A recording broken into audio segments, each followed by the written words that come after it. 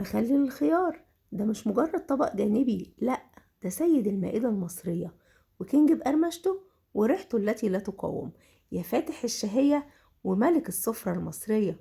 وإن شاء الله النهاردة يا إخواتي هنعمله مع بعض مخلل الخيار بأسهل وأنجح طريقة، وقرمشة تدوم معاكم لآخر خيارة. يلا نشوف جمال اللون ونسمع صوت القرشة والقرمشة.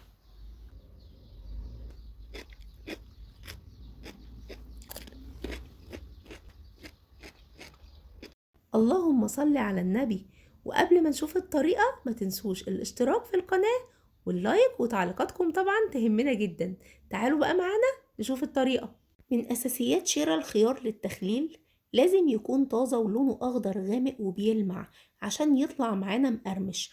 وكمان نبعد خالص عن الخيار الطري والمكرمش لأنه بعد التخليل مش هتلاقوا فيه أي قرمشة خالص. ونجيب الخيار سرح ومفرود علشان ما يبقاش فيه بذور كتير. معانا 2 كيلو خيار طبعا غسلناه غسلة مظبوطة علشان ننزل منه الطينة والرملة، ونشيل اطراف الخيار. انا بصراحة بحب اشيلها لان هي بتدي للمخلل شكل جمالي، لكن لو انتوا عايزين تخلوا الخيار كده زي ما هو مفيش اي مشكلة.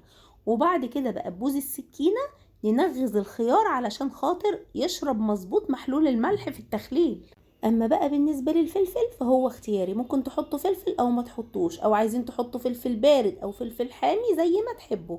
وبرضو هنشقق الفلفل لان مخلل الخيار ما بياخدش وقت في التمليح عشان الفلفل يتملح معاه بسرعة. ونيجي بقى للبرطمانات، لازم نغسلها وننشفها كويس عشان نظافة البرطمان وتعقيمه سر من اسرار نجاح المخلل، خلي بالكم. وليكي برضو الحرية، عايزة تخلليه في بلاستيك او في ازاز براحتك، بس بصراحة هو الازاز اصح. ونرص بقى الخيار في البرطمان رصة متينة، يعني ما يبقاش فيه فراغات، نكبسه مظبوط عشان لما نيجي نحط المحلول الملحي او مية التخليل يبقى الخيار ثابت مكانه وما يطفش على وش البرطمان عشان ما يبصي والجزء اللي طايف يمور، لان المحلول الملحي مش هيبقى مغطي الخيار، يعني بالبلدي هيبقى عايم على وش البرطمان. ومن الاساسيات في مخلل الخيار التوم، هننزل على كل برطمان ب3 4 فصوص توم، مع مراعاة اننا نشقق التوم علشان يبقى للمخلل ريحة قوية ومميزة.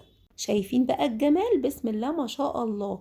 بصوا الخيار مرصوص ازاي ولا ثابت ازاي في البرطمان، ولا غلطة. ويلا بينا نجهز المحلول الملحي. وعشان نعمل محلول ملحي مظبوط لازم طبعا نغلي المية كويس قوي ونسيبها تبرد خالص. وطبعا احنا بنغلي المية علشان نمنع تعفن المخلل ونطول في عمره. معانا لتر مية هننزل عليه ب4 معالق ملح كبار ومعلقة كبيرة سكر، طبعا السكر معروف لزوم القرمشة. ونضيف معلقتين خل كبار لتعزيز الطعم وحفظ المخلل. ونقلب بقى كله في بعضه مظبوط لحد ما الملح والسكر ما يدوبوا تماما. وطبعا كمية المحلول ديت ما كفتش كل البرطمانات فعملت محلول تاني. ننزل بقى على البرطمانات بمية التمليح لحد ما نعبي البرطمانات للآخر، يعني المية تغطي الخيار تماما.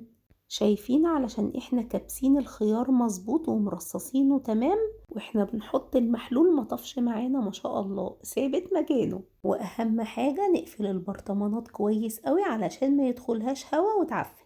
نشيل بقى البرطمانات في حتة جافة ما يكونش فيها مية ولا يكون فيها شمس عشان المخلل ما يبص مننا. اما بقى مدة التخليل معانا من 7 ل10 ايام يكون الخيار اتخلل مظبوط. وبعد التخليل وتمام السوى لازم نحط الخيار في التلاجة علشان برضو ما يمرش مننا ويبوظ ويقعد معانا اطول مدة ممكنة. والبرطمان برضو اللي تفتحوه تستعملوه تحطوه برضو على طول في التلاجة. وادي يا جماعة الشكل النهائي، بسم الله ما شاء الله، ريحة لون طعم قرمشة خطير. وبألف هنا وشفا، استودعكم الله الذي لا تضيع ودائعه. سلام عليكم.